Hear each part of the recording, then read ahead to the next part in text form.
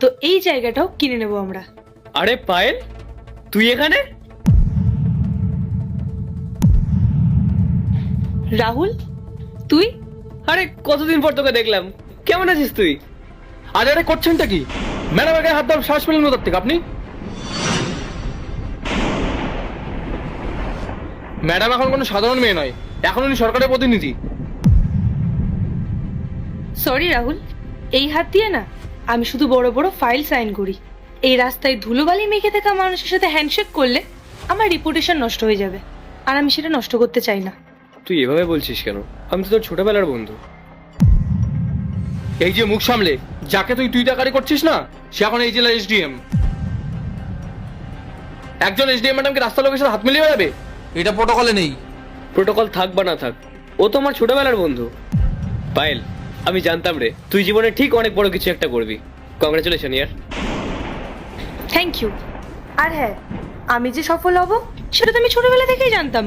আর আমি এটাও জানতাম, এই তোর মতো যারা অলস তারা সারা জীবন নিচেই পড়ে থাকবে। তোর এই হাল দেখেই বোঝা যাচ্ছে এই 1 বছরে তোর এক চুলও উন্নতি হয়নি।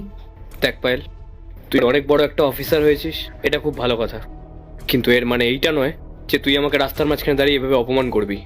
অপমান? যদি অপমানই হয় তাহলে তাই। তোর লজ্জা করে না? আজ তুই কোথায় আর আমি কোথায়? একজন এসডিএম এর সাথে দাঁড়িয়ে কথা বলার যোগ্যতাও তোর নেই। ম্যাডাম, ওর মনে হয় মাথা খারাপ হয়ে গেছে, ও নিজেকে আপনার সমান ভাবছে। ও হয়তো জানে না যে আমি এখন ঠিক কতটা পাওয়ারফুল। বড় গাড়ি বাড়ি, এই শহরে 4-5টা ফ্ল্যাট, এগুলো তো কল্পনা করার ক্ষমতাও তোর নেই রাহুল। অবাক হচ্ছি পায়েল, আগে তো তোর কাছে স্কুলের ফিস দেওয়ারও টাকা থাকতো না, আর মাত্র 1 বছর হয়েছে যে তুই এসডিএম হয়েছিস, তার মধ্যেই এত প্রপার্টি। আচ্ছা, তুই কোনো ইলিগাল কাজ করছিস না তো? হ্যাঁ করি তো, তাতে তোর কি?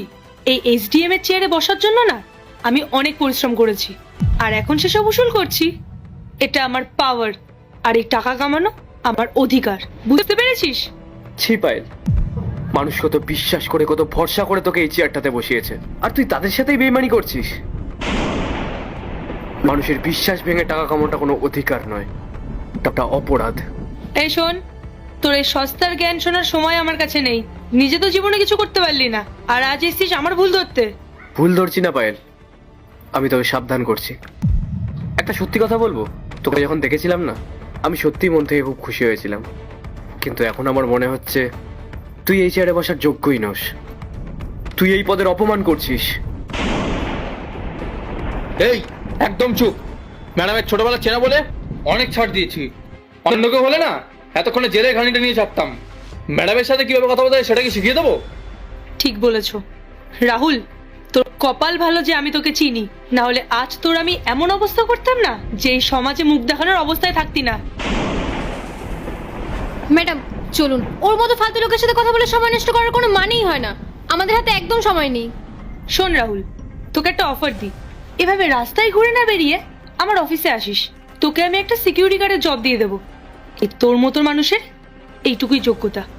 চলি, এসো।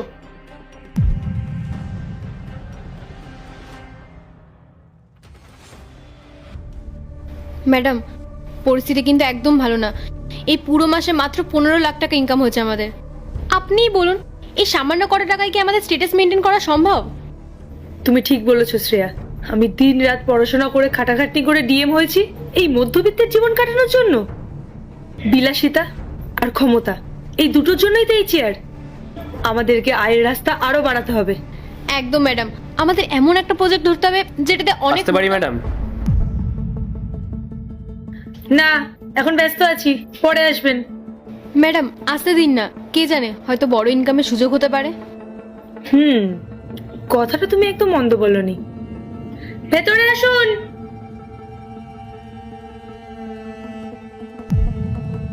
আরে তুই তুই এখানে কি করছিস? আসলে পায়েল, গ্রামে একটা ছোট্ট জমি কিনেছিলাম, সেখানে বাড়ি বানাতে চাই, আর সেই কারণে সরকারি পারমিশনের জন্য আমি এখানে এসেছি। তুই যদি একটু ফাইলটা দেখে দিতিস তাহলে খুব উপকার হতো। দেখ রাহুল, এই অফিসের কোনো ফাইলই এমনি এমনি নড়ে না। মানে তুই কি বলতে চাইছিস? কি করতে হবে আমাকে? শ্রেয়া, ওকে সব নিয়ম কানুনগুলো একটু ভালো করে বুঝিয়ে দাও তো। দেখুন, আপনি যদি দ্রুত পারমিশন চান তবে ফাইল প্রসেসিং বাবদ আপনাকে বেশ কিছু টাকা খরচ করতে হবে। মাত্র 1 লাখ টাকা দিন, ব্যাস, তাহলে কালকের মধ্যে আপনার ফাইল পাস হয়ে যাবে। 1 লাখ টাকা? আমার কাছে তো এত টাকা নেই। আর পায়েল, তুই তো আমার ছোটবেলার বন্ধু, তুই আমার থেকেও টাকা নিবি? বন্ধুত্বের জায়গাটা স্কুলের গেটেই শেষ হয়ে গেছে রাহুল। আমি আমার নিজের আত্মীয়দের কাজই ফ্রিতে করে দিই না। এই যে এত সম্পত্তি, এগুলো কি এমনি এমনি হয়েছে নাকি? এই চেয়ারের পাওয়ার ব্যবহার না করলে এগুলো কি আর সম্ভব হতো? তুই যে ইল্লিগাল কাজগুলো করছিস সেটা যদি এই এলাকার নতুন আইএএস অফিসার জানতে পারে তাহলে তোর কি অবস্থা হবে তুই সেটা ভেবে দেখেছিস? জানবে কি করে? কে বলবে ওনাকে? তুই গিয়ে বলবি নাকি? কার এত সাহস যে আমার বিরুদ্ধে মুখ খুলবে? ওনাকে আর নতুন করে সবটা জানানোর কোনো দরকার নেই পায়েল, উনি সবটা জেনেই এখানে এসেছে। কি বলতে চাইছিস তুই? বলতে চাইছি যে আমিই হলাম এই এলাকার নতুন আইএএস অফিসার, রাহুল মিত্র। তুই তুই আইএস অফিসার? নিজের চেহারাটা একবার আয়নায় দেখেছিস? তুই কি ভেবেছিস তুই আমাদেরকে ভয় দেখিয়ে পার পেয়ে যাবি? বিশ্বাস হচ্ছে না? তাহলে একটা কাজ কর, জেলা কার্যালয়ে ফোন করে সত্যি জেনে নে। আর হ্যাঁ, এই ফোনে না তোর সমস্ত কথা রেকর্ড আছে। এর মধ্যে তুই নিজেই স্বীকার করেছিস যে তুই কিভাবে নিজের ক্ষমতার অপব্যবহার করে এত সম্পত্তি বানিয়েছিস। আর তোর কেরিয়ারটা শেষ করার জন্য না এইটুকু এভিডেন্সই যথেষ্ট।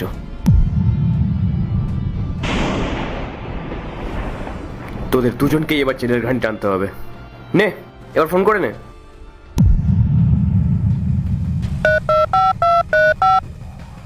হ্যালো, হ্যাঁ, আমাদের এলাকার নতুন আইএস অফিসারের নাম কি?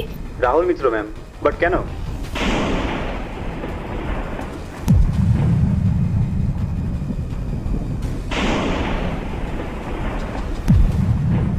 কি ব্যাপার পায়েল, কি বললো? স্যার আপনি মানে রাহুল, তুই যে আইএস অফিসার সেটা তোমাকে আগে বলবি। যদি আগেই বলে দিতাম তাহলে তোর এই কারসাজিগুলো ধরা পড়তো কি করে? আমি আগেই জেনে গেছিলাম যে তুই এসডিএম হয়ে গেছিস, তাই ভাবলাম তোর ছোট্ট একটা টেস্ট নেওয়া যাক যে তুই সৎভাবে কাজ করিস না নিজের ক্ষমতার অপব্যবহার করিস। আর দেখ, সত্যিটা আজকে তোর সামনে। আমার ভাবতেও অবাক লাগছে পায়েল যে তুই এরকম ধরনের একটা রেসপেক্টফুল পোস্টে দাঁড়িয়েও এরকম ধরনের কাজকর্ম করছিস। স্যার যা হওয়ার তো হয়ে গেছে, আমি আপনাকে কথা দিচ্ছি এরপর থেকে এমনটা আর কখনো হবে না। কিন্তু আপনি প্লিজ বাইরের কাউকে এইসব বিষয়ে কিছু জানাবেন না, তাহলে আমার কেরিয়ারটা পুরো শেষ হয়ে যাবে। তুই তোর কেরিয়ারের কথা চিন্তা করছিস পায়েল? তুই সেই সমস্ত মানুষগুলোর কথা ভেবে দেখেছিস যাদের কষ্ট করে উপার্জন করা টাকা দিয়ে তুই নিজের রাজপ্রাসাদ বানিয়েছিস? আরে যারা এক বেলা না খেয়ে তোদের মতন মানুষদের দরজায় দরজায় ঘুরে সরকারি সাহায্য পাওয়ার জন্য, তাদের কথা একবারও ভেবেছিস? আমি আমি ভুল করেছি স্যার, আমি সবাইকে সবার পাওনা টাকা ফিরিয়ে দেবো। সবকিছু ফিরিয়ে দিতে পারবি? পারবি তাদের বিশ্বাস আর ভরসা সেগুলো ফিরিয়ে দিতে? পায়েল, এই চেয়ারটা না সাধারণ মানুষের সেবা করার জন্য, তাদের শোষণ করার জন্য না। দেশের আইন আর সাধারণ মানুষের চোখের জল কোনোটাই আমি বিফলে যেতে দেব না। রাহুল, রাহুল আমাদের পুরনো বন্ধুত্বের খাতিরে অন্তত। পায়েল, যখন একজন এসডিএম অফিসার নিজের বিবেক মনুষ্যত্ব সবকিছু বিসর্জন দিয়ে দেয়, সবকিছু বিক্রি করে দেয়, তখন আর কোনো বন্ধুত্ব থাকে না। আর আজকে তোর সামনে আমি কোনো বন্ধু হিসেবে নয়, একজন সংবিধানের রক্ষক হিসেবে এখানে দাঁড়িয়ে আছি।